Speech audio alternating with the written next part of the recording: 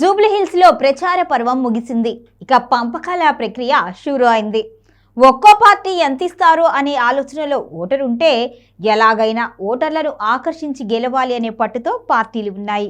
అధికార ప్రతిపక్షాలు డబ్బుల పంపకాల ప్రక్రియలో నిమగ్నమయ్యాయి. ఇంతకీ ఏ పార్టీ ఎంత పంచుతుంది, ఇప్పటి వరకు ఎంత పంచింది? Watch the story. జూబ్లీహిల్స్ లో ఎట్టి పరిస్థితుల్లో గెలవాలి అని ప్రతి పార్టీ భావిస్తోంది. ప్రచారాలతో హోరెత్తించిన పార్టీలన్నీ కూడా ఇప్పుడు పంపకాల పని ప్రారంభించారు. డబ్బులు పంచటం అనైతికమైన, ఓట్లు పడాలి అంటే డబ్బులు రాలాలి అన్న నియమం ప్రకారం పార్టీలు ముందుకు వెళుతున్నాయి. అయితే గెలుపు తమ ఖాతాలో వేసుకోవాలి అని అధికార పార్టీ గట్టిగా ప్రయత్నిస్తోంది.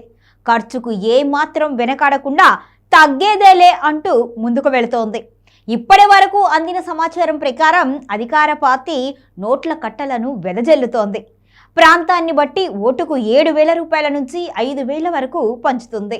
ఆ సిట్టింగ్ స్థానం మాదే, ఎట్టి పరిస్థితుల్లో మేము గెలుస్తాము అన్న ధీమాతో ఉంది బీఆర్ఎస్.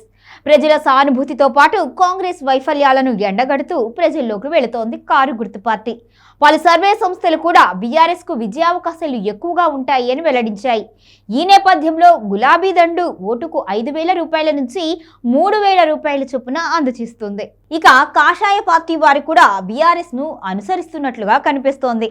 ఆది నుంచి కూడా బీజేపీ బీఆర్ఎస్ కు అంతర్గతంగా సపోర్ట్ చేస్తుంది అనే వాదనలు వినిపిస్తున్నాయి.